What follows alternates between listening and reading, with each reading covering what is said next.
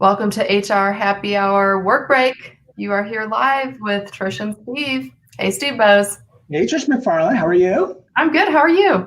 Good. I've not talked to you all day, so this is nice to say hi on the break. We look like we're both ready to go work out or something. Like, what's going on? It's so funny you say that. Two things. One is, yes, I am ready to go work out, which is what I'm doing after the show. And two, it's like 95 degrees here, so it's definitely, you got to be careful on the clothing. I'm doing the same thing here.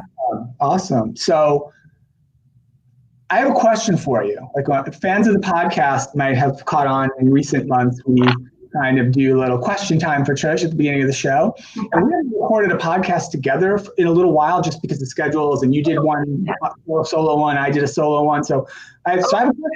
I was holding for you, like a podcast question. Here it is, Trish. Gosh. You're writing an email, just a general business email. What is the greeting and what is the closing? What are you going with? You know what I'm saying? Like not to a specific person. Yeah, it's not a close friend, or I mean, it's a business message. You might know the person, but not like a buddy, super casual, where you'd say, "Hey, man," or something like that. It's a business. Also not like to whom it may concern, not like that. No, I hope you don't say that. No, not that. Because you know what happens if I ever get an email that said "to whom it may concern"? You know what I'm really going to say? This does not concern me. Delete. Like I would not even read anymore of it. I don't know. I think I change it up every now and then. I'm a big fan of like you're saying, like could be an email though. That doesn't have to be like a typed letter, right? Yeah, email. It's just, I read it because the reason I thought of this question is I read a really, really long article which purported to say this is the best way to start and end an email.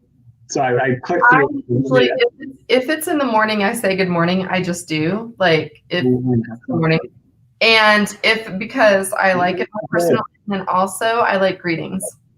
Okay, so greetings is okay. Good morning is not good unless you know for sure, because it may not be morning where that person is or when they read it. No, it's good morning for me. Like, so they know I'm sending it like first thing in the morning. So that was not the winner, Trish. Neither was greetings. You know what the winner was? The recommendation. I read an 1,800-word article to get to this dumb conclusion, and the winner was this. Probably hello. That was close. That was like maybe second or third. Hi, first name, comma. That's the best way to start an email. Okay, so why is that the best way? Like it gets you better results or more no. That's just saying that line between casual, friendly, making a connection because you're using their name. It's not formal. It's not super casual. Hi, name. And I spent like 7 minutes of my life to learn hi, first name is the right way to start an email. Okay. What are you closing? What's your closing? What's your go-to closing? Depends on who it is and what I want. I don't know. If I'm really thankful, I do something super casual, like thanks so much. I like that because it's more than just thanks. Thanks sounds like I don't like when I get ones that say thanks. So I say like thanks so much because I mean that, or maybe if it's someone I don't know as well, I'll say like all my best, or looking forward. If I'm going to be doing something with them, like a new project or something like that, I'll say like looking forward because I'm looking forward to it. You mix it up a lot, yeah. I typically go with the thanks almost all the time. I don't like thanks. Maybe this wasn't as good a question as I thought. I thought it was interesting. Maybe not. This one didn't really resonate with you, I don't think. No, I like it. I just feel like if it's one of those issues for me, I'm such a rule follower if rules make sense. But to me, that doesn't make sense because just because everyone else does something one way, and it calls it the best way, does not mean that that's the best way. I think this was like a clickbaity article. I forget what website it was on. Yeah, I mean, no, I mean, you can debate, and really, it's what is the best. It's like anything, though. I'm always like that. I did. It was funny. I was hiking earlier in the week, and the hike I went on, you obviously are trying to go to a summit because that's where everyone is going. Everyone in the entire park who's hiking is hiking to the summit, right? And it was super hot. It was in the 90s. I was definitely not in enough shape with the altitude to do what I was trying to do in the middle of the day in the heat. That was not smart. And so one of the girls I was with also was not going to make it to the top. And we decided just to rest and let the group go on. You know, everybody was like, oh, we'll wait. I'm like, no, go do your thing. And so the other girl and I, we wound up going much slower, and we made it halfway. We made it halfway to the summit, which was about a 4-hour round trip hike. So it was a big hike anyway, just with that. But the reason I bring it up is because if I had just tried to do what everybody else did, number one, I'd just get to the same spot they all got to, big deal, right? Instead, and this girl was, you know, very much younger than me, who was with me, and we would walk a little bit, hike a little bit, take a break, we'd sit down, have a little drink of water. Well, as we were sitting there, we saw this whole huge group of deer way back under these bushes. And so we just enjoyed like seeing stuff like that. And so we found so many things to take pictures of. And when we asked everyone that was coming back down the mountain, oh, did you see the deer back there? And they were like, no, we didn't see any deer. So my point is that sometimes we try to do what some article or some guru or whatever recommends because that's what everyone's doing. That's why I'm not a fan of best practices. If you notice, like even if I do, I haven't heard anybody talk about best practices in a while. I haven't seen that lately. In the analyst world, they're always like, oh, and here's what the top 10 well, maybe I don't read those other companies in this industry are doing. Yes, it's interesting, but that doesn't mean to do it. It means that that's just what they're doing. So my point being, you might come out with a much better result. I think that this girl and I had a much better hike for us. We were both extremely happy. We made it halfway. We felt like we achieved something. We saw extra things along the way. We had a great experience. So I think when you think about some of these things that you read, I would probably do the exact opposite. Well, you would, because the good morning was not the recommendation. But all right, something a little more fun. Another item I've saved. I'm going to email you and just say, hi, Steve. And at the end, I'm going to go, thanks. I don't read my email that often.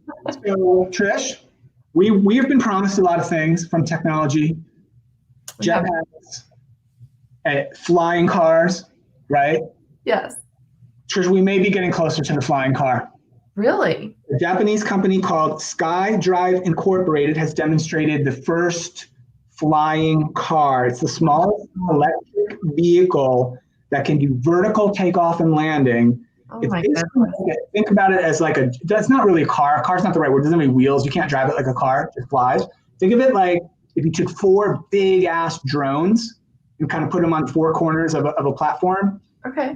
And then little canopy around it, some extra stabilizer bars. The thing takes off vertically, lands vertically, and it flies.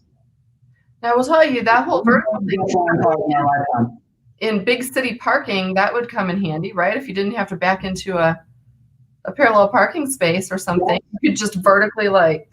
The downside, though, at least on the design that I saw, was these drones were basically like mini little helicopters. Okay. Absolutely would kill you dead and anything that got too close to it while they're whipping around. Like it didn't seem like the super safest thing. Right. The flying part, will it maintain the fly? It's also electric too. That was the other thing that was cool about it. So no gas required. So Trish, I think that's exciting. I think flying cars might be something that happens in our lifetime. Like ones that we could have, like a normal person could acquire and fly. I would love that. You know, I feel like I've got a lot of life left. I'm coming up on 50 quickly. I know you're already past that, but you know. I don't know. It could happen in my lifetime. I'm quite a bit younger than you. Yeah, but I'm holding up all right. So 2 quick things. Let's just talk about what we did. You spent a lot of time at HR Tech China today, and I just did a webinar. I want to shout that out too. So you go first. Yes. So I was at HR Tech China. I want to click over here. I'm going to put on my glasses and everything, and I will give out the link so people can go to hrcloud.hrtechcn.cn. I know it's a little bit complex, but it's well worth it. We will be tweeting that out as I get better sign-on information. The sessions that are in English, well, actually several of the others as well, are free.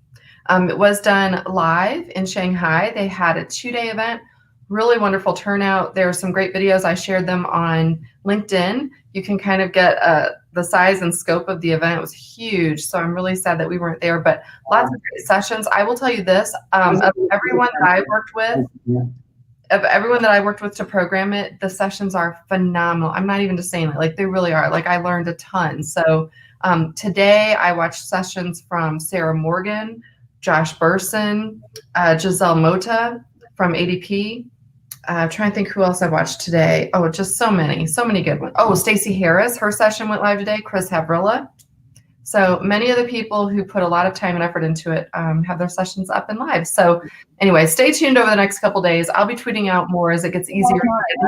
I recorded it, but I didn't rewatch it. I should check it out to see how it gets presented in China. So that's fun. That was, like I said, that was the biggest disappointment of the year, that we couldn't go back to China and to Singapore too, because that's coming up. I just finished. I've been talking a lot, so after this, I am done for the day. I did my webinar with my friends at Paycom, which I thought went really well. So thanks to anybody who checked that out. We had a really good turnout and super fun presentation. And I just followed your longtime advice, Trish, is like cut back on the slides a little bit because I always have too many slides. And I came in at a tight 50 minutes. It was just perfect, with the amount of slides I had, so it worked out. And I didn't feel like I rushed too much. So what was the topic? Can you share just a little bit about what it's about? It was about trying to make that through line or that connection to employee experience via technology, right? So we're talking about the interactions and the tasks that people do and the different personas of users in the organization, how they're all different and they have different needs and different goals, and sort of connecting, kind of making that connection between people and experience via technology. That was the point of it. That was a really good talk, and I hope I get to do it again sometime. I hope so too. I think too that starts to touch on some of the things we've been talking about lately with sort of those micro experiences. It's not about the big overall experience. We always kind of focus on the macro level. And really now when we're talking with vendors, it's more about breaking it down into those little bite-sized interactions that people have with your technology, and the whole experience over the whole employee life cycle is what is really important. So I got one more thing. I forgot to say this yesterday. I did the show with Madeline. Trish, you've seen these for years. This is the HR Happy Hour logo. Yes. On a mug.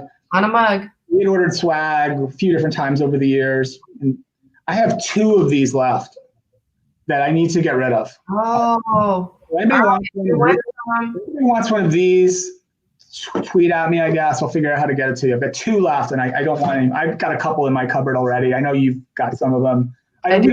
Plus the old logo. We need the new logo on a mug. It's a new logo. That's right. We got to use the logo. Let me know. I'll get it out to you. Not how old. It's vintage. Vintage HR Happy Hour. I still have a 3-foot by 3-foot banner, vinyl banner. You can't see it. I can't really pick up the computer and show it to you, but I have it on the wall. It's right there. I've never taken it down. Oh, goodness. All right. Well, that's good. Hey, good talking with you. Go out. Get out in the fresh air again. I'm going outside.